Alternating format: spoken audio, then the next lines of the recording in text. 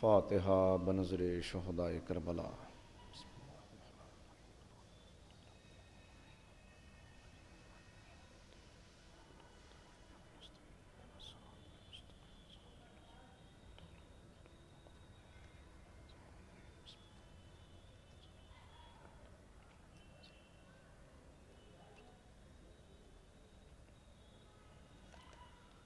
حضرات ایک مرتبہ سورہ حمد اور 3 مرتبہ سورہ توحید کی تلاوت فرما کر ڈاکٹر علی احمد صاحب قبلہ کے والدین کو ایصال فرما دیں۔ مرحوم بدر الدولہ نصرت الدین حیدر ابن وحید الدین حیدر مرحوم اور شمشہ بیگم عرف طیبہ خاتون بنت احمد علی خان مرحوم۔ بسم اللہ الرحمن الرحیم۔ صلی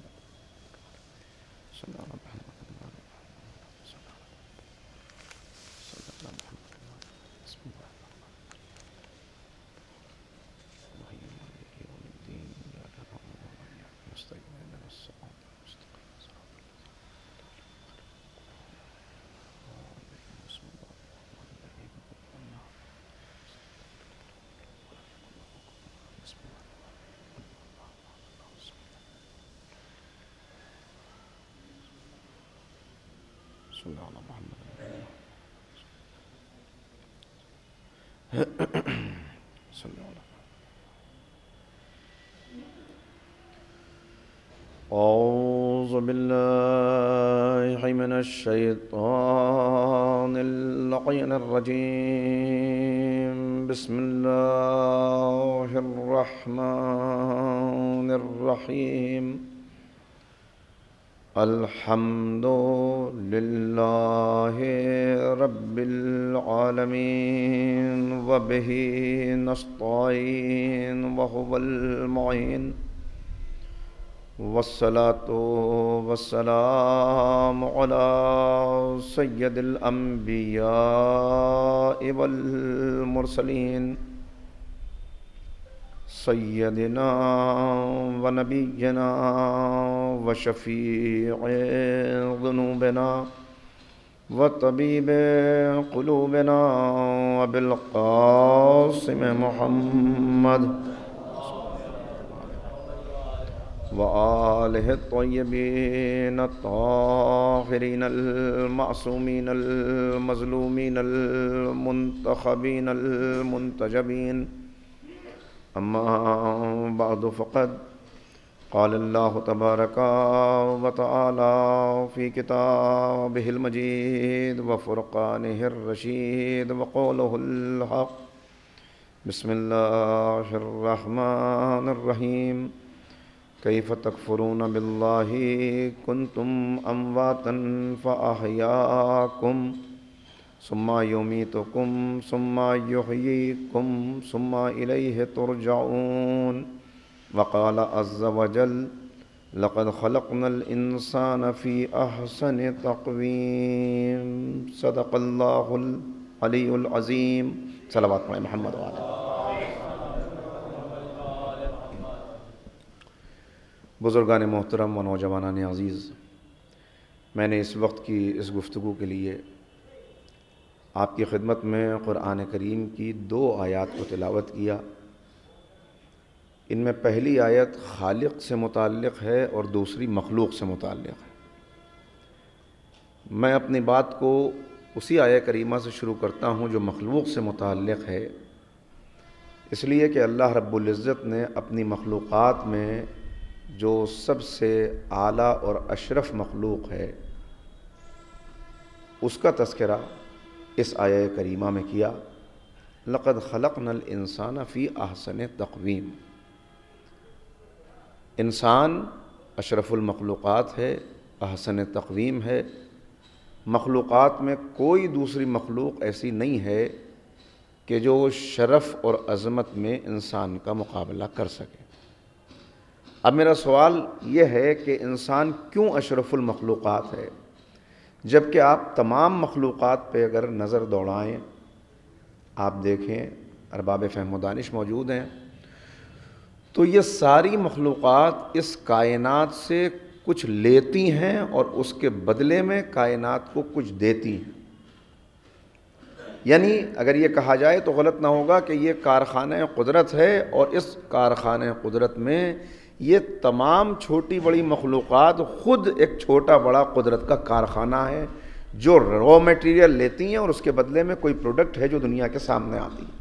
میں ایک دو مثالیں دے دوں تاکہ بات واضح ہو جائے. آپ بالکل اس کی پرواہ نہ کریں کہ مجمع کتنا ہے، بات بہت دور تک جا رہی ہے. سوشل میڈیا کے ذریعے آج کل بات پہنچتی ہے. بلند صلوات ایک مل کے پڑھتے ہیں. تو تمام مخلوقات پہ آپ نظر دوڑائیں. دو تین مثالیں سامنے کی.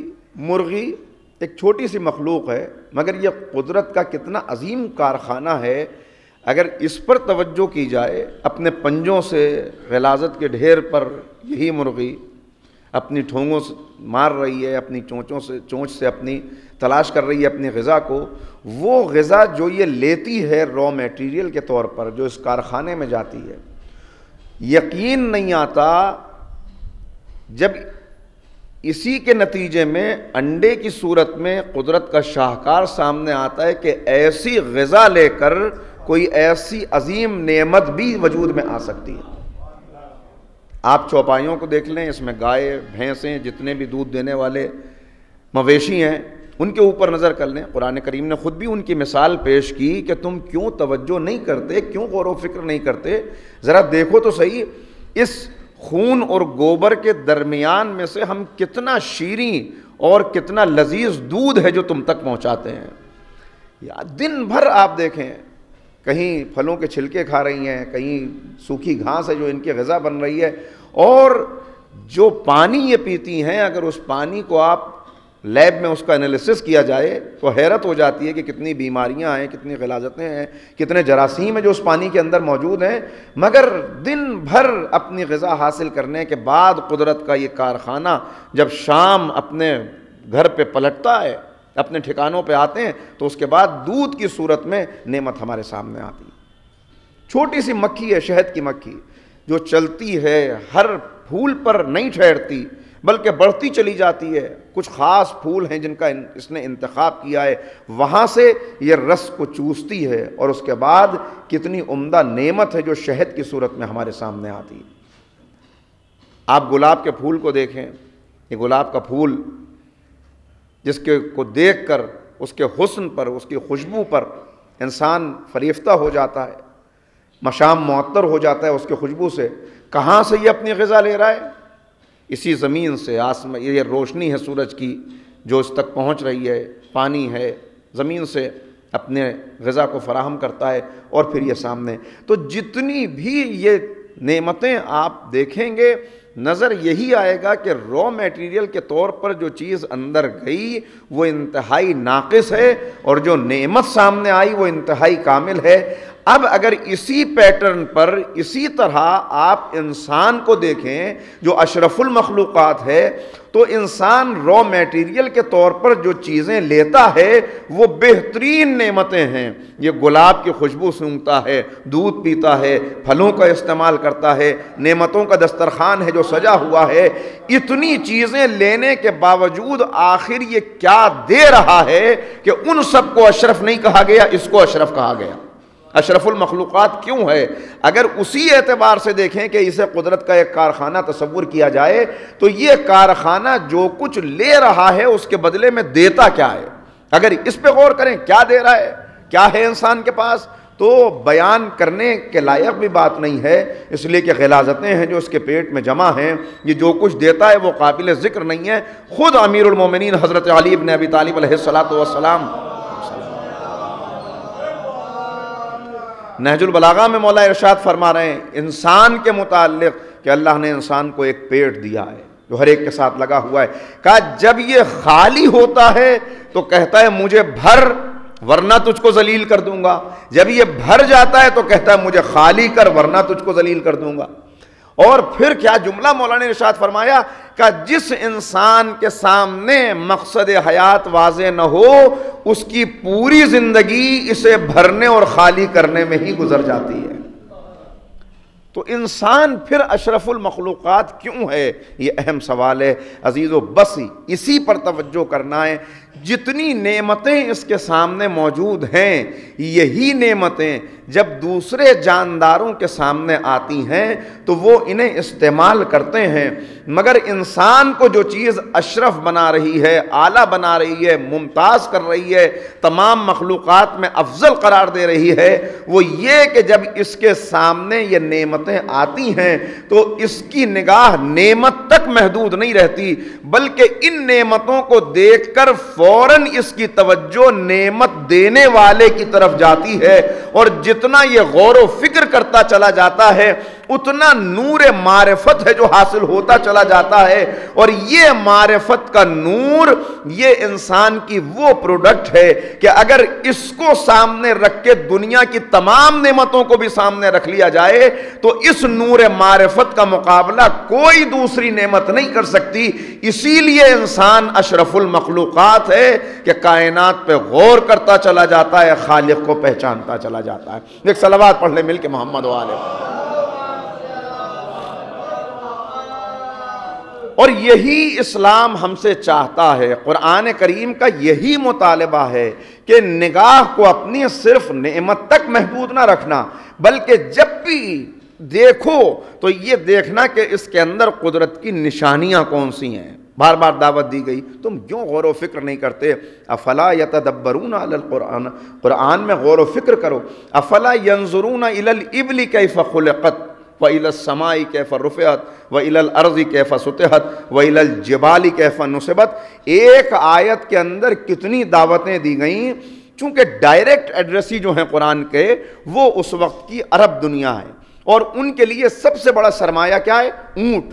اونٹ جس کے پاس ہے تو اب ریگستان کا جہاز ہے، جتنے زیادہ مویشی ہیں ان میں اونٹ جتنے زیادہ ہیں، اسی اعتبار سے انسان کو دولت کا، اس کے سرمایے کا اندازہ لگایا جاتا ہے کہ زیادہ اونٹوں کا مالک یعنی بہت مالدار ہے۔ تو کہا جا رہا ہے کہ زیادہ دور جانے کی ضرورت کیا ہے، تم تو وہ صحرائی قوم ہو کہ اونٹ کے اوپر سوار ہو کر سفر کرتے رہتے ہو مسلسل۔ اب سفر کر رہا ہے، سفر کرتے ہوئے چاروں طرف ریگستان ہے، ریت بکھری ہوئی ہے، کہیں درمیان میں پہاڑ آ گئے، پھر نظر اٹھی تو آسمان کی طرف چلی گئی، زمین کی طرف چلی گئی۔ بس اسی پس منظر کو بیان کیا گیا کہ اللہ کو پہچاننے کے لیے دور جانے کی ضرورت نہیں ہے، اس اونٹ ہی کو دیکھ لو، اسی کی خلقت کے اوپر غور کر لو، اس اونٹ کو دیکھو۔ تم تو ایک ایک رات کے اندر ہزاروں اشعار کے قصیدے کہہ دیا کرتے ہو دوران سفر، تو اس پر توجہ کرو، اونٹ کو دیکھو۔ پھر نگاہ اٹھی، اچھا پہاڑ ہے، اس پہاڑ پہ غور کر لو، اس آسمان کو دیکھ لو، زمین کو دیکھ لو، اونٹ کو بنایا کس نے؟ تم ایک چھوٹا سا مکان، چھوٹی سی عمارت بناؤ تو کتنے پلرز کی ضرورت ہوتی ہے، دیکھتے نہیں ہو کہ بغیر کسی ستون کے اتنا بڑا آسمان کیسے عالم وجود میں آ گیا؟ کیوں اس زمین پہ غور نہیں کرتے کیسے اس کے فرش کو بچھا دیا گیا؟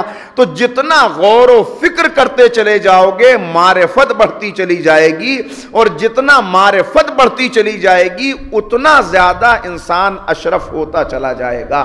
اب یہ اس کے اپنے اوپر ہے کہ غور و فکر کر کے اپنی معرفت کو بڑھائے، اپنے نور میں اضافہ کرے اور اشرف بنتا چلا جائے، یا غور و فکر پر پابندی لگا کر اس منزل پر آ جائے کہ پھر قرآن ہی کو کہنا پڑے کہ تم نے ان لوگوں کو نہیں دیکھا، لہم قلوب لا یفقہون بہا ولہم اعین لا یبصرون بہا ولہم آذان لا یسمعون بہا۔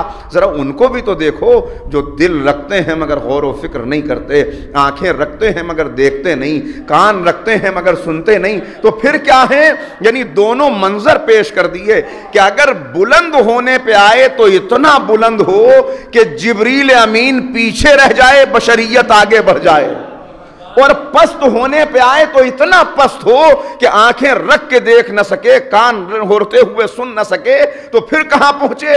اولئک کالانعام بل ہم اضل۔ یہ جو آنکھ رکھ کے دیکھ نہیں پاتے، یہ جو کان رکھتے ہوئے سن نہیں پاتے، یہ چوپائے ہیں، چوپائے، مویشی، جانور۔ بلکہ رکا نہیں یہاں پر قرآن کا، بل ہم اضل، بلکہ ان سے بھی بدتر۔ کتنے بدتر؟ دیکھیے جانوروں میں بھی الگ الگ درجے کے جانور ہیں۔ ایک شیر ہے جو حملہ کرتا ہے۔ یہ شیر کیوں حملہ کرتا ہے؟ اس لیے کہ اس کے سامنے اس کا شکار ہے، یہ بھوک ہے اس کی جو اسے حملہ کرنے پر مجبور کر رہی ہے، اس کو گوشت کھانا ہے، اس کو خون پینا ہے، اس کو اپنے فطری تقاضے کے مطابق اپنی غذا فراہم کرنی ہے، یہ اس لیے حملہ کرتا ہے۔ دوسرے درندے اس لیے حملہ کرتے ہیں، لیکن انہی جانوروں میں ایک ہے بچھو، یہ ڈنک مارتا ہے، اس کو نہ خون پینا ہے نہ گوشت کھانا ہے، اس کی فطرت ہے ڈنک مارنا، لہذا اپنی فطرت سے یہ باز نہیں آئے گا، اسی کے تو دونوں میں فرق ہے۔ شیر کا حملہ کرنا اور ہے، بچھو کا ڈنک مارنا اور ہے۔ تو کہا جانوروں کے اندر بھی درجے ہیں، لیکن انسان جب گرنے پہ آئے، انحطاط کا شکار ہو، پستی کی طرف جائے، غور و فکر کی صلاحیت ختم ہو جائے، اس کے اندر شعور باقی نہ رہے، تو بل ہم ازل، یہ ان جانوروں سے بھی زیادہ پست ہے۔ نالی میں رینگنے والا کیڑا اس سے بہتر ہے، یہ اس سے زیادہ پست ہے۔ کیوں پست ہے؟ اولئک هم الغافلون، اس لیے کہ یہ غفلت میں مبتلا ہیں۔ غفلت کا نشہ، مولا فرما رہے ہیں غفلت کا نشہ شراب کے نشے سے بھی زیادہ ہے، اس لیے کہ شراب کا نشہ کبھی نہ کبھی اترتا ضرور ہے، مگر غفلت کا نشہ اس وقت تک نہیں اترتا جب تک ملک الموت کو دیکھ نہ لے، اور اس وقت اس نشے کا اترنا انسان کو فائدہ نہیں پہنچاتا۔ ایک صلوات پڑھتے مل کے محمد و آل محمد۔ تو یہ ہے انسان کا اشرف ہونا، جس کا اعلان کیا گیا۔ کیوں اشرف ہے؟ اس لیے کہ غور و فکر کرتا ہے، اس لیے کہ اس کو عقل عطا کی گئی، اس لیے کہ جتنا دیکھتا چلا جاتا ہے اتنا اس کی معرفت میں اضافہ ہوتا چلا جاتا ہے، اتنا اس کی گویا یہ سفر جو انسانی زندگی کا سفر ہے، حیات انسانی کا سفر، اہل علم موجود ہیں، یہ کوئی اسٹریٹ لائن کا سفر نہیں ہے کہ انسان یوں قدم اٹھا کے بڑھتا چلا جائے، بلکہ یہ پستی سے بلندی، نقص سے کمال، سرا سے ثریا، فرش سے عرش کا سفر ہے۔ جتنا معرفت بڑھتی چلی جائے گی اتنا زمین سے بلند ہو کے آسمان کی فضاؤں تک پہنچتا چلا جائے گا۔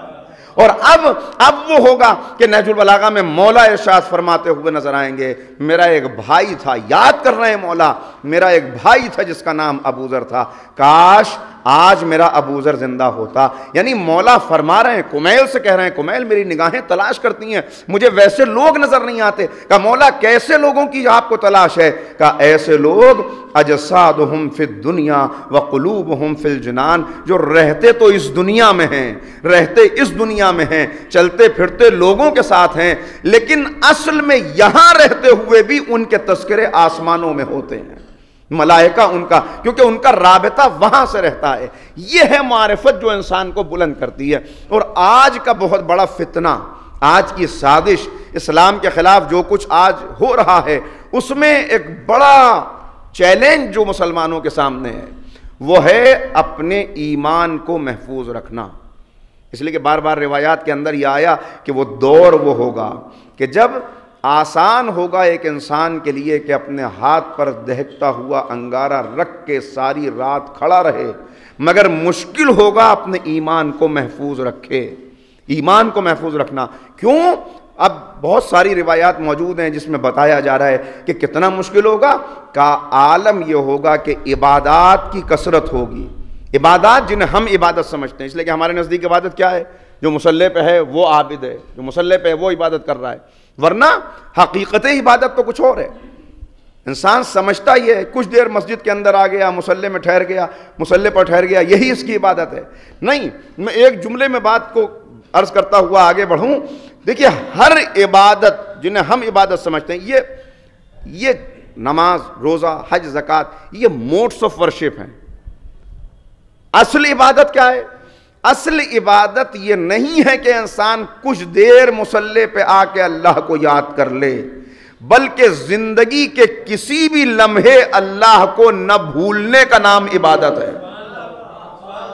ہر لمحے، اب اگر واقعاً ایسا ہو جائے کہ ہر لمحے اس کو یہ احساس رہے، تو اب اس احساس کے ساتھ یہ جہاں بھی پہنچ جائے وہیں اس کی عبادت جاری ہے۔ اب ایک طالب علم کا اسکول اور یونیورسٹی کے اندر جانا عبادت ہے، ایک شخص کا مزدوری کرنا عبادت ہے، ملازمت کرنا عبادت ہے، اس لیے کہ یہ احساس ہے کہ میں بندہ ہوں اور کوئی ہے۔ دیکھیے 7 ارب انسان ہیں تقریباً جو آج اس دنیا میں پائے جاتے ہیں۔ 7 ارب انسانوں کو اگر توجہ آپ کریں تو 14 ارب آنکھیں ہیں جو ہر وقت دیکھ رہی ہیں. اور انسان کی نگاہ کتنی دیکھنے والی ہے؟ انسان کی نگاہ اتنی دیکھنے والی کہ معصوم سے سوال ہوا کہ سب سے تیز سفر کرنے والی کون سی شے ہے؟ تو کہا کہ وہ انسان کی نگاہ جو ایک لمحے میں سامنے کا منظر دیکھ رہی ہے، اگلے لمحے میں سورج کی بلندی تک پہنچی ہوئی ہے. انسان کی نگاہ تیزی سے سفر کرنے والی، اتنا دیکھنے والی، یہ تو انسان کی نگاہ ہے. اور پھر اس کے علاوہ جو دیگر مخلوقات ہیں، کتنی بلندی کے اوپر ایک عقاب ہے جو پرواز کر رہا ہے. وہاں سے اس نے دریا کی موج پر آئی ہوئی مچھلی کو دیکھا، وہاں سے پرواز کرتا ہوا آیا اور اپنے شکار کو لے کے چلا گیا. انسان دیکھتا ہے لیکن انسان کی نگاہ سے بھی زیادہ انسان دیکھنے کے لیے روشنی کا محتاج ہے، مگر کتنی ایسی مخلوقات ہیں جو تاریکی اور اندھیرے میں بھی دیکھ سکتی ہیں. تو اگر ان سب کی طرف توجہ کر لی جائے کہ کتنے دیکھنے والے ہیں، اور میں پھر دست ادب جوڑ کے آپ کی خدمت میں عرض کروں کہ جب یہ آنکھیں اتنی دیکھنے والی ہیں تو ان آنکھوں کو روشنی دینے والا کتنا دیکھنے والا ہے، جس نے ان کو نور عطا کیا، جس نے ان کو دیکھنے کی صلاحیت دی. مگر بدقسمتی انسان کی کیا ہے؟ بدقسمتی یہ ہے کہ انسان کو یہ تو یاد رہتا ہے کہ بندہ دیکھ رہا ہے، مگر یہ بھول جاتا ہے کہ اللہ دیکھ رہا ہے. یہ بھول جاتا ہے کہ اللہ دیکھ رہا ہے. ارے اتنی آنکھیں دیکھنے والی، مگر جس نے ان کو روشنی عطا کی. ایک شخص چلا کمرے کے اندر، جناب ابن عباس بیان کر رہے ہیں ایک منظر کہ ایک شخص ہے جو تنہا کمرے میں بیٹھا ہوا ہے، اور یہ اب میں کیسے عرض کروں، کہا کہ یہ شخص تنہائی میں بیٹھا ہوا ہے، شیطان نے اس پر غلبہ کیا، اس کا ہاتھ بڑھا، اس نے شراب کا جام اٹھایا، یہ چاہتا ہے کہ شراب پیے کہ دروازے پہ آہٹ ہوئی. کہ جیسے ہی آہٹ ہوئی اس نے گھبرا کے جام رکھ دیا، اٹھ کے آیا، دروازہ کھولا، اس طرف دیکھا، ادھر دیکھا، کوئی نظر نہیں آیا. مطمئن ہو گیا کہ ہوا کا جھونکا تھا، پھر دروازہ بند کیا اور آ کے شراب پینے لگا. ابن عباس کہتے ہیں یہ پہلے جتنا بڑا گناہ کر رہا تھا اس سے بڑا گناہ اس نے اب کیا، اس لیے کہ اسے پڑوسی کے دیکھنے کا خیال تو ہے، اللہ کے دیکھنے کا خیال نہیں ہے. جب یہ احساس پیدا ہو جائے کہ کوئی دیکھ رہا ہے، تو آج کا فتنہ جو میں آپ کی خدمت میں عرض کر رہا تھا کہ بس اس پر اگر انسان توجہ کر لے، وہ کیا ہے؟ وہ ہے انکار خدا کا فتنہ. کوئی خالق نہیں ہے، کائنات خود بخود وجود میں آ گئی. بڑی باتیں چلیں، اب تو خیر یہ تھیوریز خود بخود آؤٹ ڈیٹ ہوتی جا رہی ہیں، اس پر مزید اہل علم توجہ کرتے چلے جا رہے ہیں. دھماکے کے نتیجے میں، بگ بینگ تھیوری کے نتیجے میں یہ دنیا پیدا ہوئی. یہ تو اب ماضی کی بات ہو گئی، اب تو اور آگے. مگر یہاں پر بھی اگر توجہ کریں تو دو فتنے، ایک یہ دنیا دھماکے کے نتیجے میں پیدا ہوئی، دوسرے یہ دنیا خود بخود پیدا ہو گئی. خود بخود پیدا ہو گئی. سیریز آف فارچونیٹ ایکسیڈنٹس، ان کے نتیجے میں کائنات وجود میں آ گئی. دونوں پہ اگر آپ غور کریں، کیا دھماکے کے نتیجے میں کبھی آپ نے تعمیر ہوتی ہوئی دیکھی ہے؟ کبھی دھماکہ ہوتا ہے تو اس کے نتیجے میں تخریب تو ہوتی ہے. عمارت ہے، راکھ کا ڈھیر بن جائے گی، بڑی اونچی عمارت زمیں بوس ہو جائے گی. دھماکہ ہوا، کاریں کھڑی ہوئی ہیں، اسکریپ بن جائیں گی. دھماکے کے نتیجے میں چیزیں بگڑتی تو ہیں مگر بنتی نہیں ہیں، بنتی نہیں ہے. کبھی ایسا نہیں ہوا کہ کہیں کوئی دھماکہ ہوا اس کے نتیجے میں کوئی چیز بن گئی ہو تو دھماکے کے نتیجے میں کائنات وجود میں آ گئی. کہ نہیں، یہ بات نہیں، بلکہ کائنات از خود وجود میں آ گئی. ایسا ہوا اور اس کے بعد یہ ہوا، وہ ہوا، اور پھر بہت سارے حادثات جمع ہوتے چلے گئے ایک کے بعد ایک. دیکھیے اہل علم تشریف فرمائے، اگر تھیوری آف پروبیبلٹی کو بھی آپ دیکھیں تو آپ کو اندازہ ہوگا کہ ایک چھوٹے سے اتفاق کو واقع ہونے کے لیے ہزاروں سال کا وقت چاہیے. پھر اتنی بڑی کائنات جو اتنے نظم و ضبط کے ساتھ چل رہی ہے، کیا یہ خود سے وجود میں آ سکتی ہے؟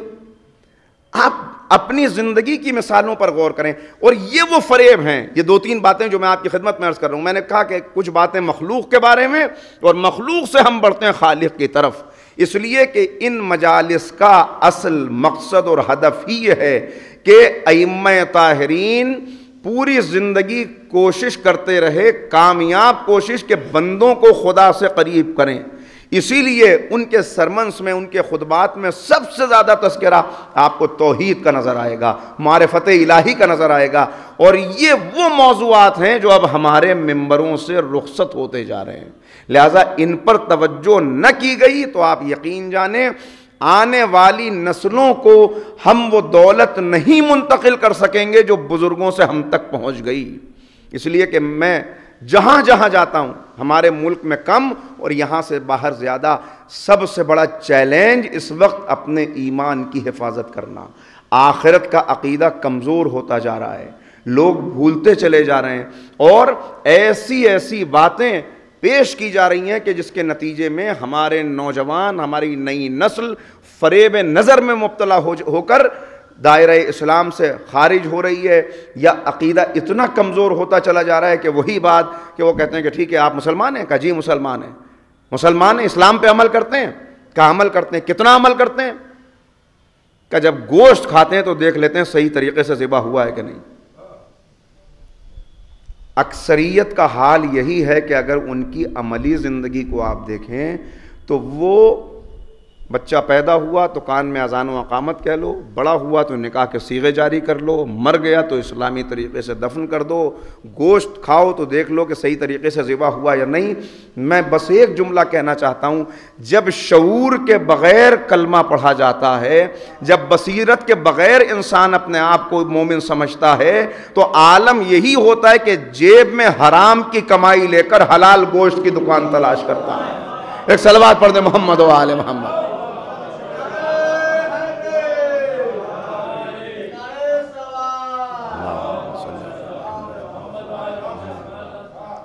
تو کوئی 10% کا مسلمان بننے کے لیے تیار ہے، چھوڑیں گے نہیں اسلام کو، اس لیے کہ کامیابی اسی میں ہے۔ عمل اسلام پہ کتنا ہے؟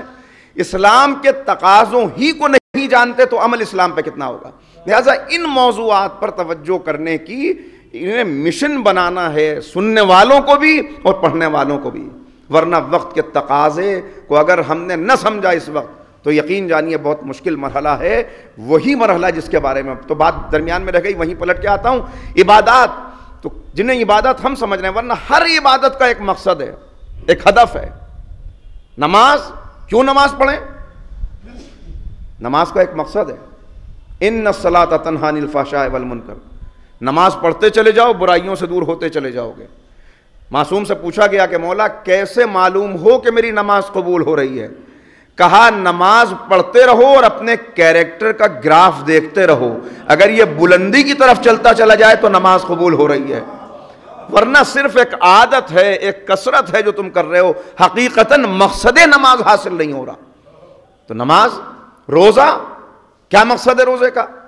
بھوکا رہے، پیاسا رہے، یہی مقصد کا نہیں۔ روزے کا اصل ہدف اور مقصد کیا ہے؟ یا ایھا الذین آمنوا کتب علیکم الصیام کما کتب علی الذین من قبلکم لعلکم تتقون، تمہیں تقوی حاصل ہو جائے، شاید تم متقی بن جاؤ۔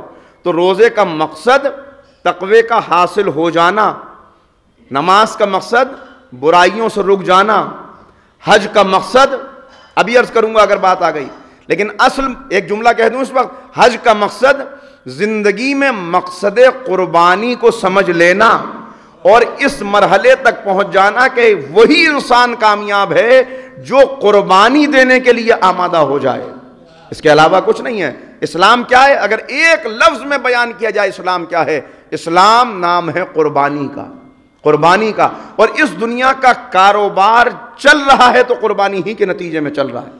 آپ دیکھیں، ایک ماں قربانی دیتی ہے تو گوشت کا ایک لوتھڑا انسان کامل بن جاتا ہے، ایک باپ قربانی دیتا ہے، اس کی کمر جھکتی چلی جاتی ہے، بچہ جوان ہوتا چلا جاتا ہے، کسان قربانی دیتا ہے تو فصلیں وجود میں آتی ہیں، سائنسداں قربانی دیتا ہے تو ایجادات کی دنیا روشن ہو جاتی ہے، استاد قربانی دیتا ہے تو شاگردوں کے اندر صلاحیت پیدا ہوتی ہے۔ جتنا قربانیاں دیتے چلے جائیں اتنا اس دنیا کے اندر رونق، اس دنیا کے اندر ترقی، اس دنیا کے اندر واقعاً وہ خصوصیات کہ جو پیدا ہو جائیں تو وہ جنت تو بعد میں ملے گی، پہلے یہی دنیا جنت بن جائے گی اگر قربانی کے اس جذبے کو۔ نماز کا مقصد، روزے کا مقصد تقوی حاصل۔ اسی لیے مجھے بات یاد آئی، علامہ اقبال سے کسی نے کہا کہ ماہ مبارک گزر گیا، عید کا دن قریب آ رہا ہے، تو آپ کوئی نظم کہیے عید سے متعلق، آپ تو بڑے شاعر ہیں۔ تو اقبال نے ایک نظم کہی، نظم تو آپ پڑھ لیجئے گا، آخری مصرع اس کا یہ تھا، ہلال عید ہماری ہنسی اڑاتا ہے، عید کا چاند ہم پر ہنستا ہے۔ تو میں نے بڑا غور کیا کہ اقبال نے کیوں یہ کہا، کیوں عید کا چاند آخر ہم پر ہنس رہا ہے؟ عید کا چاند ہنستا اس لیے ہے کہ وہ مسلمانوں کی تیاریاں دیکھ کر کے، دیکھو عید کی کتنی تیاریاں کر رہے ہیں، نئے لباس سل رہے ہیں، رنگ روغن ہو رہا ہے، پردے بدلے جا رہے ہیں، بازاروں کی رونق بڑی ہوئی ہے، سوئیاں بن رہی ہیں، کتنا عید کی تیاری کر رہے ہیں۔ ہنس اس لیے رہا ہے چاند کہ عید کی تیاری ایسے کر رہے ہیں جیسے واقعی انہوں نے روزے رکھے ہوں، جبکہ یہ سمجھے ہی نہیں کہ روزہ کہتے کسے، انہوں نے تو بھوکا رہنے کو روزہ سمجھ لیا، پیاسا رہنے کو روزہ سمجھ لیا۔ روزہ کیا تھا؟ روزے کا مقصد کیا؟ مقصد یہی کہ ایک انسان گرمی کے موسم میں حلق میں کانٹے پڑے ہوئے ہیں، زبان اینٹھی ہوئی ہے، آیا پہنچا گھر کے اندر، اب کوئی دیکھنے والا نہیں ہے، تالا اس نے گھر کا خود کھولا، فریج کے اندر ٹھنڈی پانی کی بوتلیں موجود ہیں، بہترین غذائیں رکھی ہوئی ہیں، مگر اس کا ہاتھ نہ پانی کی طرف بڑھتا ہے نہ غذا کی طرف۔ کیوں؟ اس لیے کہ یہ احساس ہے کہ کوئی دیکھ رہا ہے، یہ احساس ہے۔ بھائی پانی تو موجود ہے، پھر کیوں پیاسے ہیں؟ کھانا تو موجود ہے، پھر کیوں بھوکے ہیں؟ کس لیے؟ کار یہ انسان کی تربیت کی جا رہی ہے، یہ اس کی تربیت کی جا رہی ہے۔ تو اب کیسے پتا چلے کہ فاقہ کیا یا روزہ رکھا؟ پتا کیسے چلے؟ یہ چاند جو پیغام دے رہا ہے، پیغام اس کا کیا ہے؟ پتا کیسے چلے کہ فاقہ کیا یا روزہ رکھا؟ کا پتا چلے گا ماہ مبارک کے بعد آج اللہ کی مرضی کے لیے ایک مہینہ اپنے آپ کو حلال چیز سے روکا، یہ پانی حلال تھا، یہ غذا حلال تھی، آج اللہ کی رضا کے لیے اپنے آپ کو حلال سے روکا ہے۔ اب 11 مہینے خود کو حرام سے روک کر بتانا کہ ہم نے فاقہ نہیں کیا، ہم نے روزہ رکھا ہے۔ وہ طاقت حاصل ہو، وہ نور آئے، وہ معرفت ملے، وہ منزل پہ انسان پہنچے تو بڑھتا۔ تو ہر عبادت کا ایک مقصد ہے، اور کل مقصد تمام عبادتوں کا وہ یہی کہ انسان کو یہ احساس پیدا ہو جائے، ہر لمحہ یہ احساس کہ میں آزاد نہیں ہوں، کوئی ہے جو دیکھ رہا ہے، کوئی ہے۔ اور معصوم نے کیا فقرہ ارشاد فرمایا کہ اپنی تنہائیوں کو پاکیزہ بنا لو، اس لیے کہ جو حاکم ہے وہی گواہ بھی ہے، جو حاکم ہے وہی گواہ بھی ہے، فیصلہ بھی اسی کو کرنا ہے۔ تو اب میں آؤں اس طرف، عرض یہ کر رہا تھا کہ پہلی سازش انکار، کائنات خود وجود میں آ گئی، خود وجود میں آ گئی۔ دنیا پہ نظر ڈالیں، کبھی ایسا ہوا کہ کہیں سارا بلڈنگ میٹیریل پڑا ہوا ہو، انسان اس کو چھوڑ کے گیا ہو، اور جب 2 دن کے بعد واپس آیا ہو تو ایک بہترین عمارت وجود میں آ گئی ہو؟ کسی مصور نے ارادہ کیا ہو کہ بہترین منظر کینوس کے اوپر لاؤں گا، اور بس اس کے تصور کرنے کے بعد خود بخود ایک بہترین پینٹنگ، ایک شاہکار تیار ہو گیا ہو؟ کوئی مصرع کسی شاعر تک پہنچا ہو، اس نے کہا اس مصرے کے اوپر کلام کہنا ہے، اور جب وہ صبح اٹھا ہو تو بہترین قسم کا شاہکار کلام وجود میں آ گیا ہو سکتا ہے ایسا؟ کسی ٹیلر کے پاس آپ جائیں اور اس سے کہیں کہ میری پیمائش لے لیجئے، اور جب 1 گھنٹے کے بعد پہنچیں تو وہ کہے کہ آپ کا تو لباس خود بخود تیار ہو گیا۔ گھر کے کچن میں سارا سامان موجود ہے، مگر کبھی ایسا ہوا کوئی غذا از خود پیدا ہو گئی ہو، از خود تیار ہو گئی کوئی ڈش؟ بھئی عجیب بات ہے، ایک تعمیر بغیر معمار کے نہیں بن سکتی، ایک تصویر بغیر مصور کے نہیں بن سکتی، تو اتنی بڑی کائنات بغیر کسی خالق کے کیسے وجود میں آ سکتی ہے؟ لہذا غور و فکر کرتا نہیں۔ مجھے یاد آ گیا وہی واقعہ جو بچپن میں ہم سب نے پڑھا ہوگا کہ پیغمبر اکرم حضرت محمد مصطفیٰ صلی اللہ علیہ وآلہ وسلم، نبی کریم کا گزر ہو رہا ہے، ایک ضعیفہ جو چرخہ چلا رہی ہے اس نے پیغمبر کو سلام کیا، السلام علیکہ یا رسول اللہ۔ بس نبی کریم کے قدم رک گئے، کہا مجھ پر ایمان لائی ہو، میرے رب پر ایمان لائی ہو؟ کہا جی یا رسول اللہ آپ پہ ایمان لائی ہو۔ دیکھیے سوال یہ کیوں کیا گیا؟ یہ سوال اس لیے کہ مکے اور مدینے میں ایک فرق یہ ہے کہ مکے میں ایمان لانے والے وہ تھے کہ جو ایمان بہت غور و فکر کے بعد لائے، پہلے ان کا دل نورانی ہوا تب ان کی زبان پہ کلمہ آیا، کیونکہ مکے کے اندر کلمہ پڑھنے کا کوئی فائدہ نہیں تھا مادی طور پر، بلکہ مکے کے اندر ٹارچر ہے، پرسیکیوشن ہے، طرح طرح کے مظالم کا سامنا کرنا ہے۔ تو اب یہاں کوئی کلمہ پڑھے گا تو اس بات کو سامنے رکھتے ہوئے کہ ادھر میں نے کلمہ پڑھا ادھر میں نشانہ ظلم بنایا جاؤں گا، تو یہاں کلمہ پڑھنا بظاہر کوئی، لیکن مدینے کے اندر پورے خاندان نے کلمہ پڑھ لیا، میں اکیلا کیسے زندگی گزاروں گا، چلو میں بھی کلمہ پڑھ لیتا ہوں۔ پورے قبیلے نے کلمہ پڑھ لیا، ہم اکیلے باقی کیسے، ہم بھی کلمہ پڑھ لیتے ہیں۔ قبیلے کا سردار مسلمان ہو گیا تو اب سارا قبیلہ مسلمان ہو گیا۔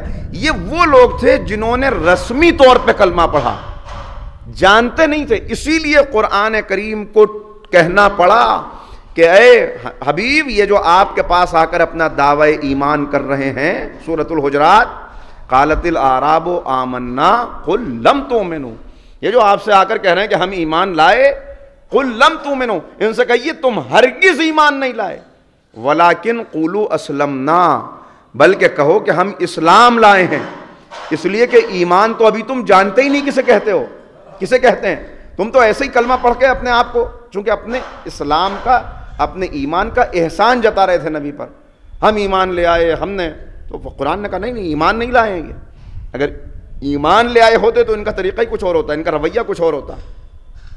تو شعوری طور پر کلمہ پڑھنا، تو پیغمبر نے سوال کیا کہ کلمہ پڑھا، ایمان لائی؟ ضعیفہ نے کہا کہ جی رسول اللہ، کا دلیل، کوئی دلیل ہے یا بغیر دلیل کے ایمان لے آئی؟ تو وہ مسکرائی۔ دیکھیے معرفت وہ چیز ہے کہ اس کے لیے انسان کا دنیاوی اعتبار سے بہت پڑھا لکھا ہونا ضروری نہیں ہے، بہت ممکن ہے کہ بہت بڑا سائنسداں ہو مگر دل نور معرفت سے بالکل خالی ہو، اور بہت ممکن ہے کہ معمولی پڑھے لکھے افراد ہوں مگر معرفت کے اعتبار سے دل نور سے معمور ہو۔ لہذا ضعیفہ نے مسکرا کے جواب دیا کہ ہاں دلیل کے ساتھ ایمان لائی ہوں۔ کہ دلیل کیا ہے؟ کہ دلیل ہے میرا یہ چرخہ، مجھے دور جانے کی ضرورت کیا ہے؟ کہ اس چرخے کو جب میں چلاتی ہوں تب چلتا ہے، جب میرا چرخہ میرے چلائے بغیر نہیں چل سکتا تو اتنی بڑی کائنات کسی مالک کے چلائے بغیر کیسے چل سکتی ہے؟ صلوات پڑھتے محمد و آل محمد۔ تو معرفت جتنی بڑھتی چلی جائے گی، جتنا غور و فکر کرتے چلے جاؤ گے، تو اب فتنہ کیا؟ ایک تو یہ، اس کے بعد نتیجہ کیا ہوا اس کا؟ اب اس کا نتیجہ یہ ہے کہ وہ فریب جو نوجوان نسل آج کھا رہی ہے، اور جس نے بڑے بڑوں کو بہکا دیا، اچھے خاصے پڑھے لکھے افراد منحرف ہو گئے، نکل گئے، وہ کیا؟ برٹن رسل جو سرخیل سمجھا جاتا ہے دہریوں کا، اس نے کتاب لکھی why I am not a Christian. اس کے پریفیس میں خود اس نے بھی لکھا کہ میں کیوں اب کرسچن نہیں ہوں، کیوں میں اب ایمان کے دائرے سے خارج ہو گیا؟ تو وجہ اس نے یہی بیان کی اس کی، جو آج وجہ بیان کر کے بہت سے نوجوانوں کو منحرف کیا جا رہا ہے۔ کہ یہ بتائیے آپ کا اللہ قادر ہے؟ کہ بے شک قادر ہے۔ کہ رحیم ہے؟ کہ بے شک رحیم ہے۔ وہ رحمان بھی ہے اور رحیم بھی ہے۔ دیکھیے رحمان اور رحیم دونوں اس کی رحمت کی صفت کے مظہر ہیں، مگر دونوں میں ایک ذرا سا فرق ہے۔ قرآن شروع ہی یہاں سے ہوتا ہے، بسم اللہ الرحمن الرحیم، اسماء الحسنہ میں رحمان اور رحیم یہ وہ اللہ کے صفاتی نام ہیں کہ یہیں سے اللہ کے بعد میں جو صفاتی نام ہے وہ یہی، اللہ رحمان رحیم۔ فرق دونوں میں کیا ہے؟ رحمان دونوں اس میں مبالغہ ہیں، سپرلیٹیو ڈگری۔ رحمان اس کو کہتے ہیں جس کی رحمت، میں آسان کرنے کے لیے بات کو بتا رہا ہوں بچوں کے لیے، جس کی رحمت سمندر میں آئی ہوئی موجوں کی طرح ہو، وہ موجیں جو اٹھ رہی ہیں، مسلسل اٹھ رہی ہیں، مسلسل اٹھ رہی ہیں، کوئی حد نہ ہو جس کی رحمت کی، اسے رحمان کہتے ہیں۔ اور رحیم کسے کہتے ہیں؟ انسان مختلف کیفیتوں سے گزرتا ہے جنہیں ہم موڈ سوئنگز کہتے ہیں۔ ابھی ایک انسان اپنے بھائی سے بہت زیادہ غصے میں ہے، کچھ دیر کے بعد اسی سے گلے مل رہا ہے۔ ابھی بہت زیادہ خوش ہے، کچھ دیر کے بعد انتہائی رنجیدہ ہے۔ تو انسان کی کیفیت، اس کے جذبات ایک جیسے نہیں رہتے، بدلتے رہتے ہیں۔ رحیم اسے کہتے ہیں جس کی رحمت ہلکی ہلکی موجوں کی طرح ہر وقت جاری ہو، جس کی رحمت میں کمی اور بیشی نہ ہو۔ رحمان جس کی رحمت کی کوئی حد نہ ہو، رحیم جس کی رحمت مسلسل ہو، جو موسیٰ کو بھی دے فرعون کو بھی دے۔ جو ابراہیم کو بھی دے نمرود کو بھی دے. اسے کہتے ہیں رحیم, مسلسل ہر ایک کے لیے جس کی رحمت. کو اللہ قادر ہے, بے شک قادر ہے. رحمت کا وہ تو رحیم بھی ہے اور رحمان بھی ہے. تو اب اگلا سوال جس نے بہت سوں کو بہکا دیا کہ جب وہ قادر ہے, رحمان اور رحیم ہے, تو دنیا میں بھوک کیوں ہے, بیماری کیوں ہے, غربت کیوں ہے, سفرنگ کیوں ہے, غم کیوں ہے؟ آخر وہ ان چیزوں کو اپنی قدرت کاملہ سے ختم کیوں نہیں کر دیتا؟ کہا یا تو نعوذ باللہ وہ قادر نہیں ہے, بیمار کو شفا نہیں دے سکتا, غمزدہ دل کو سکون نہیں دے سکتا, بھوکے کو کھانا نہیں پہنچا سکتا. یہ مانیے کہ وہ قادر نہیں, نعوذ باللہ, نقل کفر نباشا. یا اگر وہ قادر ہے تو رحیم نہیں, اسے اپنے بندوں سے محبت نہیں ہے, لہذا درد سے بندہ تڑپ رہا ہے اور وہ دیکھ رہا ہے, بھوک سے مرے جا رہے ہیں لوگ اور وہ دیکھ رہا ہے. یہ وہ مسئلہ ہے کہ یہ پیش کیا گیا ایک منظر, اور دوسری طرف یہ منظر پیا. دیکھیے یہ ہے اسلام کا خدا اور یہ ہے کرسچینٹی کا خدا کہ جس نے بندوں کے گناہ بخشوانے کے لیے اپنے ہی بیٹے کو سولی تک پہنچا دیا. اب بتائیے زیادہ رحیم کون ہے؟ اب بتائیے زیادہ بندوں سے محبت کرنے والا کون ہے؟ یہ وہ مسئلہ ہے کہ جہاں پر آ کر چونکہ جواب نہیں بن پاتا, تو اب بہت سے لوگ بہک گئے کہ ہاں یہ بہتر ہے, ان کی تعلیمات یہ ہیں, ہماری تعلیم, کیونکہ اسلام کی تعلیمات سے واقف نہیں ہے. سب سے پہلی چیز, بس مجھے محسوس ہو رہا ہے کہ وقت بھی بہت زیادہ, ایک مرتبہ صلوات پڑھیں محمد و آل محمد. ابھی تو وقت ہے, میں تھوڑا سا آگے بڑھ سکتا ہوں. تو پہلی چیز, کسی بھی بات پر غور کرنے سے پہلے انسان یہ دیکھتا ہے کہ اگر کوئی عمل ہے تو اس کا مقصد کیا ہے. سب سے پہلے غور کرنا ہوگا کہ یہ کائنات, یہ عالم رنگ و بو, یہ دنیا, یہ کیوں بنائی گئی, بنانے والے نے کیوں بنایا. بنانے والے نے مقصد پہلے واضح کر دیا, الذی خلق الموت والحیات لیبلوکم ایکم احسن عملا.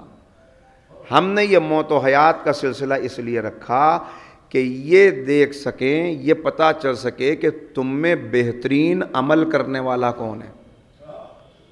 یعنی یہ دنیا ایک ایگزامینیشن ہال ہے جس میں سب بیٹھے ہوئے ہیں, ہر ایک کا امتحان چل رہا ہے, ہر بندہ امتحان میں ہے. اور جب بندہ یہ بھول جاتا ہے, دیکھیے کسی انسان کا امتحان لیا جانا ہو اور اسے خبر ہی نہ ہو. آپ نے دیکھا ہوگا اکثر کبھی ایسا ہو جاتا ہے, ہماری زندگی کے مشاہدات ہیں کہ رات بھر بچہ تیاری کر رہا ہے میتھمیٹکس کی, اور جب صبح پہنچا تو پتہ چلا کیمسٹری کا پیپر ہے آج, تو میں بھول گیا تھا, دیکھنے میں غلطی ہو گئی. کیا کیفیت اس کی اس وقت ہوتی ہے؟ پڑھی ہے جبکہ اس نے دونوں سبجیکٹ پڑھے ہیں, لیکن آمادہ تیار نہیں تھا اس کے لیے. تو اب جو کچھ یاد تھا وہ بھی بالکل سلیٹ صاف ہو گئی, اب کچھ بھی یاد نہیں ہے. یہاں بندے ہر وقت امتحان سے گزر رہے ہیں اور ان کو یہ پتہ ہی نہ ہو کہ ہمارا امتحان لیا جا رہا ہے, تو ان کی کیفیت کیا ہوگی. لہٰذا بار بار اس بات کو واضح کیا گیا, وَلَنَبْلُوَنَّكُمْ بِشَيْءٍ مِّنَ الْخَوْفِ وَالْجُوعِ وَنَقْصٍ مِّنَ الْأَمْوَالِ وَالْأَنفُسِ وَالثَّمَرَاتِ وَبَشِّرِ الصَّابِرِينَ الَّذِينَ إِذَا أَصَابَتْهُمْ مُصِيبَةٌ قَالُوا إِنَّا لِلَّهِ وَإِنَّا إِلَيْهِ رَاجِعُونَ. وَلَنَبْلُوَنَّكُمْ, یہ ہو کے رہے گا, یہ لازم ہے. کیا کہ ہم تمہیں آزمائیں گے, یعنی تم سب آزمائے جا رہے ہو. کیسے؟ بِشَيْءٍ مِّنَ الْخَوْفِ, خوف کے ذریعے, بھوک کے ذریعے, مال کے نقصان کے ذریعے, جانوں کی کمی کے ذریعے, جوانوں کی موت, بوڑھا باپ زندہ ہے جوان مر گیا, یہ سب آزمائش ہیں جو چل رہی ہیں. اور اے حبیب خبر دے دیجئے, بشر الصابرین, ان آزمائشوں میں, ان امتحانوں میں جو ثابت قدم رہنے والے ہیں ان کو بتا دیجئے, صبر کرنے والوں کو.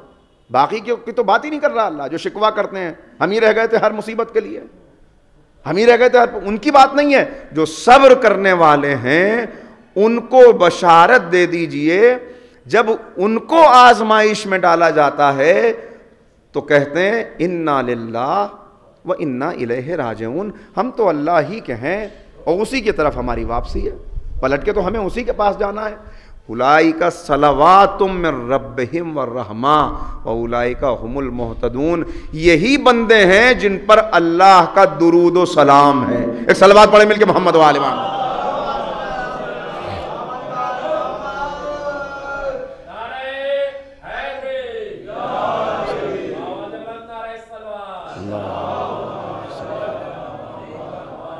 تو آزمایا جا رہا ہے، مسلسل بندوں کو آزمایا جا رہا ہے۔ اس دنیا کا مقصد ہی خلقت کا آزمائے جانا ہے۔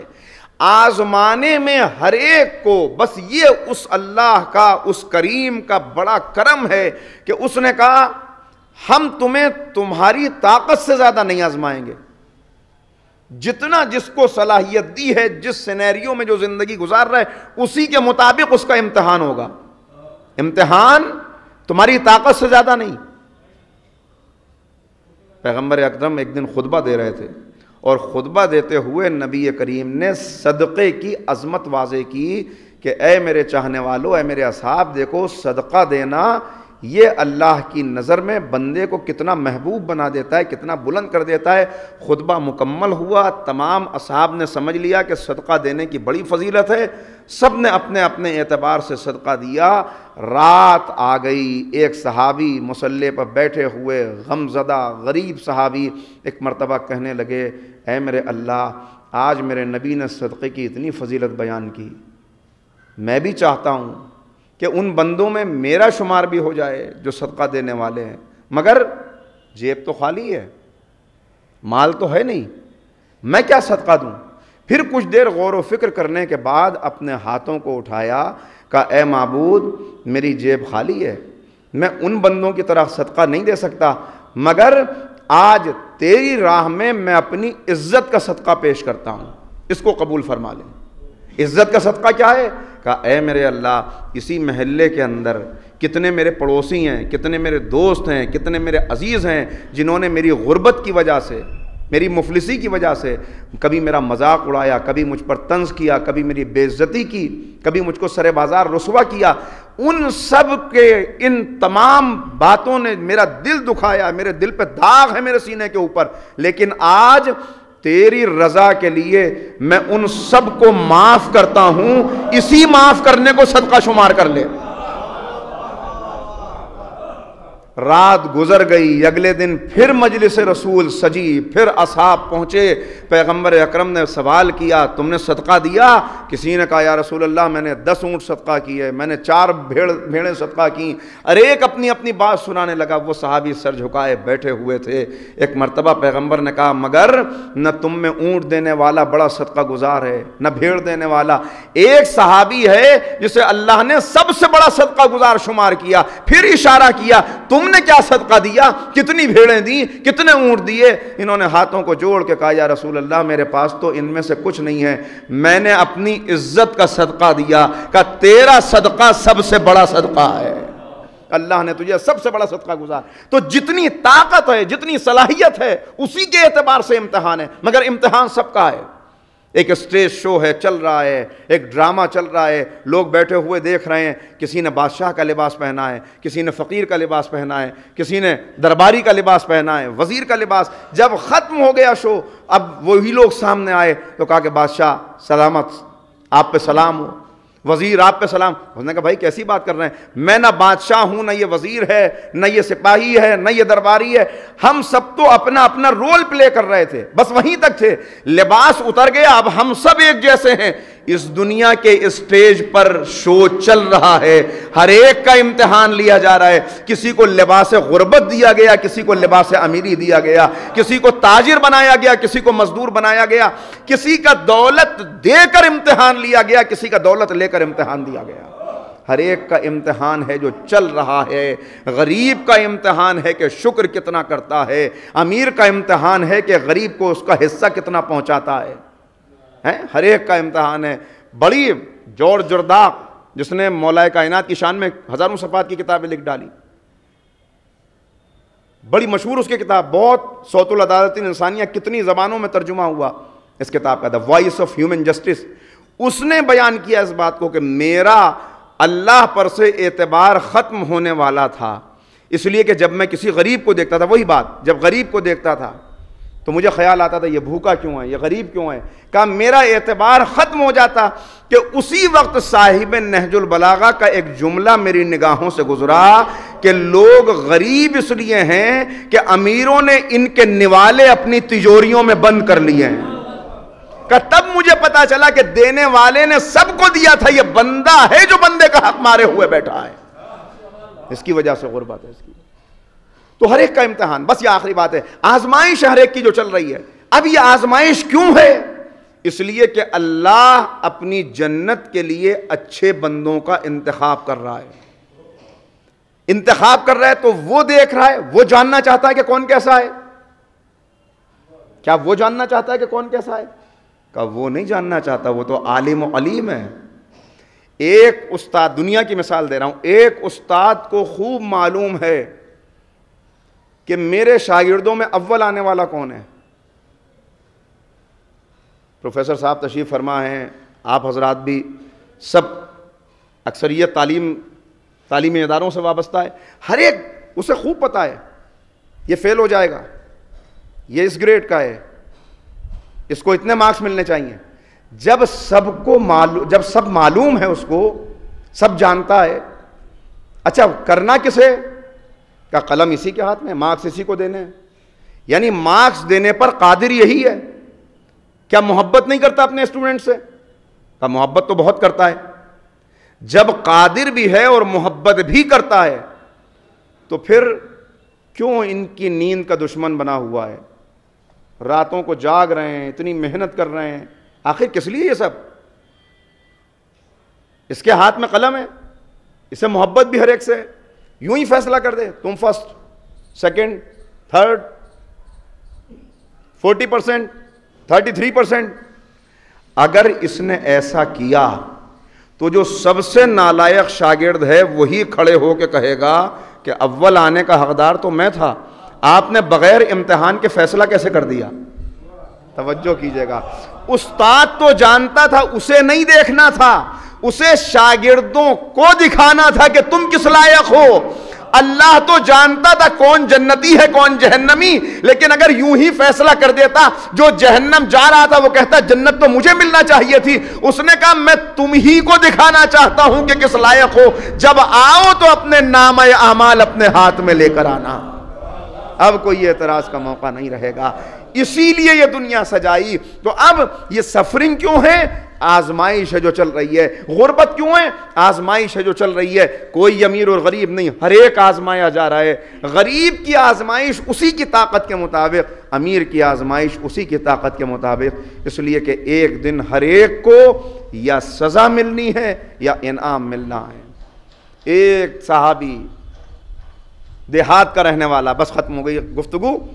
بہت شکر گزار ہوں آپ کا, آپ نے توجہ کی, اور دعا گو بھی ہوں کہ کوئی جملہ کسی کے ذہن میں خدا کرے جہاں تک بات پہنچ رہی ہے ایسا رہ جائے جو اس کے لیے بھی ہدایت کا سبب بنے اور میرے لیے بھی نجات کی ضمانت بنے.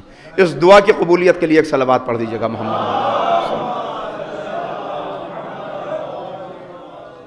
تو آزمائش ہر ایک کی چل رہی ہے. ایک دیہات کے صحابی پیغمبر کی خدمت میں, ہر ایک کی اس کی طاقت کے مطابق آزمائش. آگے کہنے لگے یا رسول اللہ آپ پہ ایمان لایا ہوں مگر وقت نہیں ہے میرے پاس. بالکل وہی انداز, اگر میں دن بھر بھیڑیں نہ چراؤں, اگر میں دن بھر چراگاہ میں نہ رہوں تو بچوں کا پیٹ نہ بھر سکے. مگر یہ آپ کے اصحاب یہ مجھے آ کے بتاتے ہیں کہ آپ کی بزم میں بیٹھنے کا ثواب کتنا ہے, آپ سے دین سیکھنے کا کتنا ثواب ہے, مگر میں کیا کروں, وقت نہیں ہے, آ نہیں سکتا زیادہ. کبھی کبھی آیا کروں گا, اور آپ کی مصروفیت کا بھی مجھے اندازہ ہے, آپ مجھے ہر وقت تو درس نہیں دے سکتے. کسی کو اپنے اصحاب میں سے کہہ دیجئے کہ مجھے کچھ دین سکھا دیا کرے جب میں آؤں. پیغمبر نے ایک صحابی سے کہا جب یہ آیا کرے تو اس کو وقت دیا کرو, اسے بتا دیا کرو. تو اس نے کہا بھائی آج ہی سے ابتدا کرتے ہیں, آؤ آئے. بس بات کرتے کرتے نہ جانے کہاں سے گفتگو ہوتے ہوتے آیت آ گئی, وَمَن يَعْمَلْ مِثْقَالَ ذَرَّةٍ خَيْرًا يَرَهُ فَمَن يَعْمَلْ مِثْقَالَ ذَرَّةٍ شَرًّا يَرَهُ. کہ دیکھو اللہ کے یہاں اتنی سی ذرہ برابر نے کی, اس کی بھی جزا ہے. اس نے اس آیت کو سنا, چونک گیا, کہ پھر سے پڑھو. پھر آیت سنی, تیسری مرتبہ جب آیت پڑھی تو اس کا بدن لرزنے لگا, راشا آ گیا بدن میں. ایک مرتبہ کانپتے کانپتے کھڑا ہوا آنکھوں سے آنسو جاری ہوئے اور کہا بس بس میں اس سے زیادہ برداشت نہیں کر سکتا، اور یہ کہہ کے روتا ہوا چلا گیا۔ یہ صحابی پیغمبر کی خدمت میں آئے، آپ نے مجھے مامور کیا تھا اس کام پر، میں نے یہ آیت سنائی، اور اس کے بعد وہ کانپتا ہوا یہاں سے چلا گیا۔ پیغمبر کی آنکھوں میں بھی آنسو آ گئے، کہا وہ جاہل آیا تھا، مجتہد بن کے یہاں سے لوٹا ہے، کہا اس نے اس آیت کے پیغام کو سمجھ لیا، اس کی نجات کے لیے یہی کافی ہے۔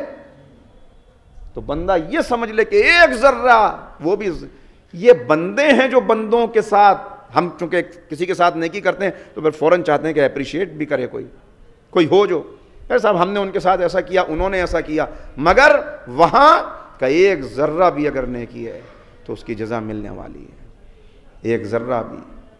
اور یقین آ جائے انسان کو ان باتوں پر، آمادہ ہو جائے قربانی دینے کے لیے۔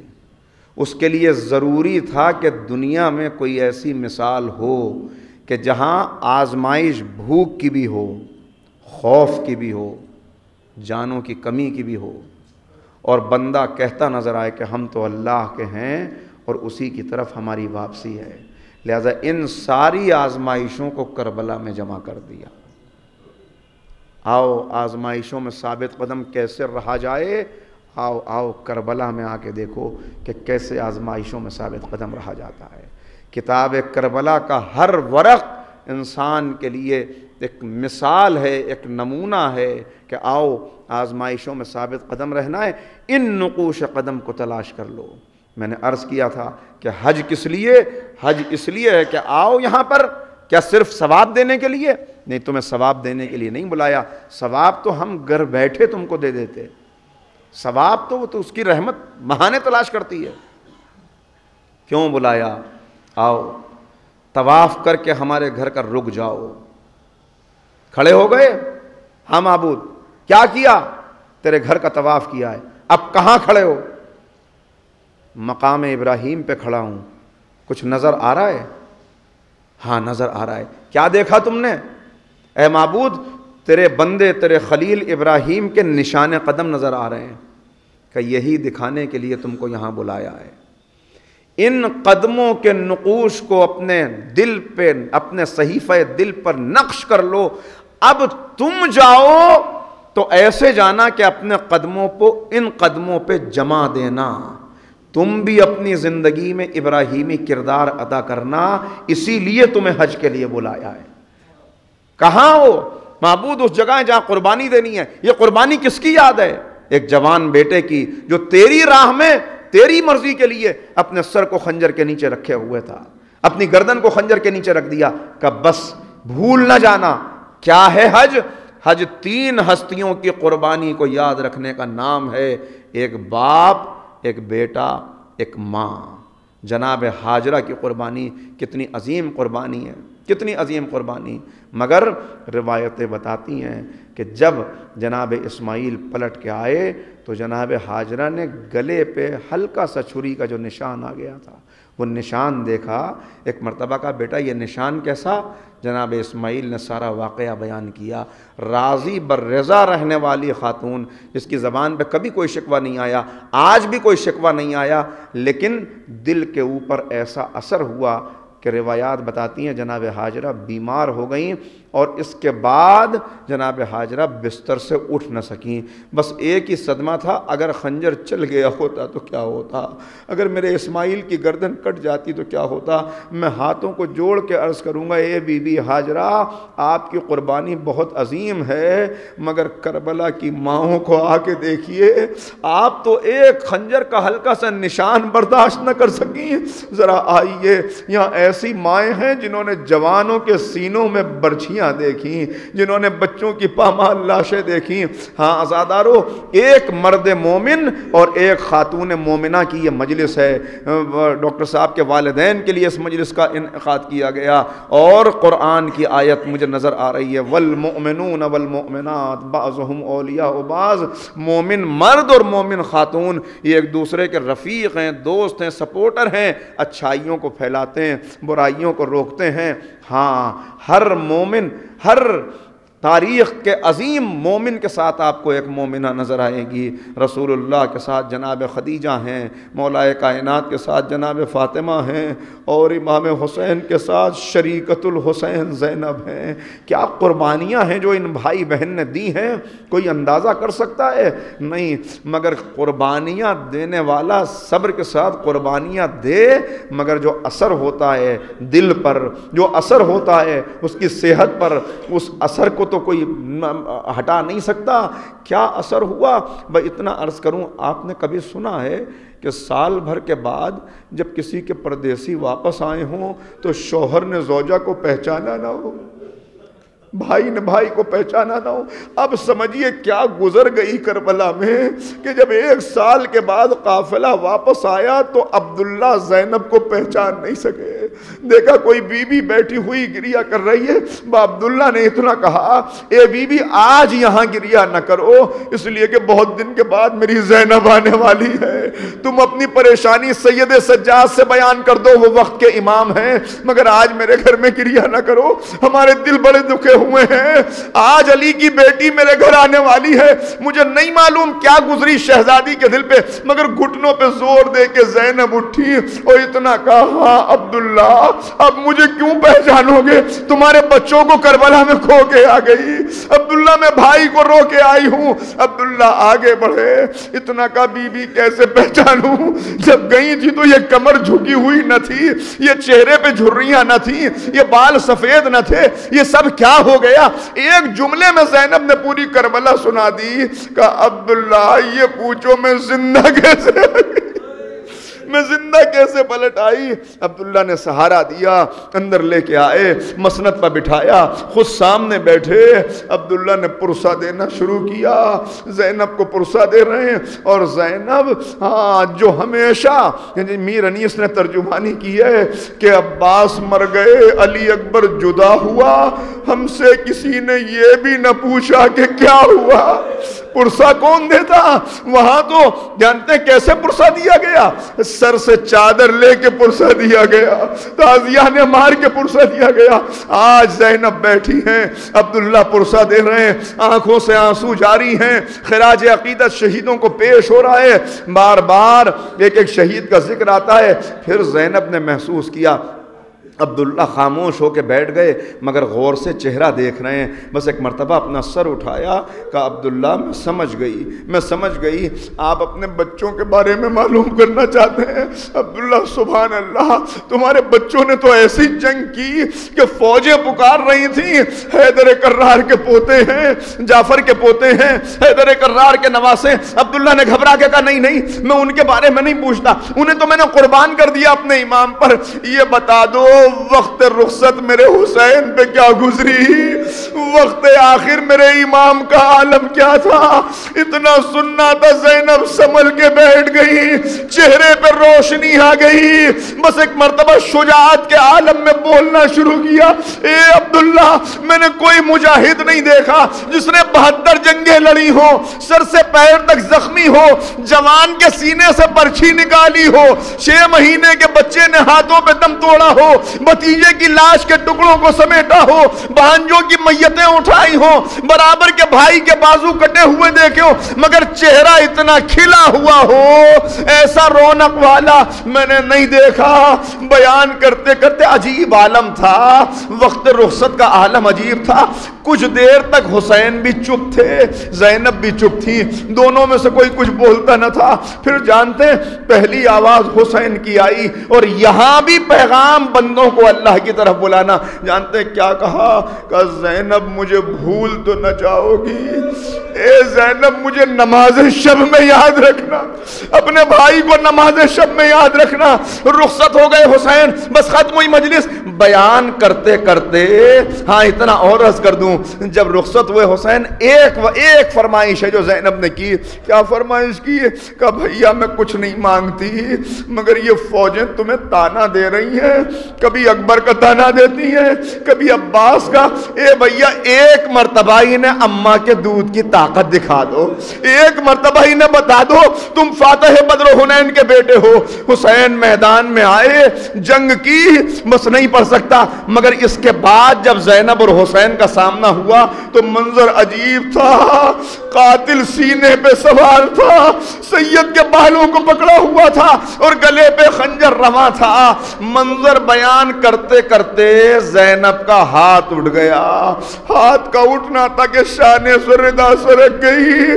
عبداللہ نے دیکھا کہ یہ نشان کیسا، کہ اے عبداللہ بھائی کی شہادت کے بعد میرے بازوؤں میں رسیاں بندھی، میرے سر سے چادر اتری، اتنا سننا تھا۔ عبداللہ جلال کے عالم میں اٹھے، تلوار کو نیام سے کھینچا کہ عبداللہ کہاں چلے، کہ شام کا تختہ پلٹنے، کہ اے عبداللہ مشکل سیعلم الذین ظلموا ای منقلب ینقلبون انا للہ و انا الیہ راجعون۔ بار الہ اس عبادت کو اپنی بارگاہ میں قبول فرما۔ اہل بیت کے چاہنے والے جہاں جہاں ہیں، جان مال عزت و آبرو کی حفاظت فرما۔ بار الہ جو مقروض ہیں ان کے قرضوں کو غیب سے ادا، جو بیمار ہیں ان کو شفاء کاملہ و عاجلہ عنایت، ہمارے بزرگوں کو قوت و توانائی اور طول عمر عنایت فرما، جوانوں کو دین کا سرمایہ قرار دے۔ بار الہ جو روزگار کی الجھنوں میں ہیں بہترین روزگار عنایت فرما، جو برسر روزگار ہیں ان کی روزی میں برکت عنایت فرما۔ بار الہ اس وبا کو اور تمام امراض کو جو انسانیت کو درپیش ہیں بار الہ برطرف فرما دے۔ معبود ہمیں وہ طاقت عنایت فرما کہ ہر آزمائش میں ثابت قدم رہ سکیں۔ امام کے ظہور میں تعجیل فرما، ہمیں امام کے انصار و ایوان میں شمار فرما۔ بار الہ تمام حاضرین مجلس کے مرحومین و مرحومات کے درجات کو بلند فرما دے، بالخصوص ڈاکٹر علی احمد صاحب کے والدین جن کے لیے اس مجلس کو منعقد کیا گیا، انہیں جوار معصومین میں جگہ عنایت فرما۔ حضرات ایک مرتبہ سورہ حمد اور 3 مرتبہ سورہ اخلاص کی تلاوت فرما کر مرحوم بدر الدولہ نصرت الدین حیدر ابن وحید الدین حیدر مرحوم اور شمشہ بیگم عرف طیبہ خاتون بنت احمد علی خان مرحوم کی ارواح کو ایصال فرما۔ بسم اللہ۔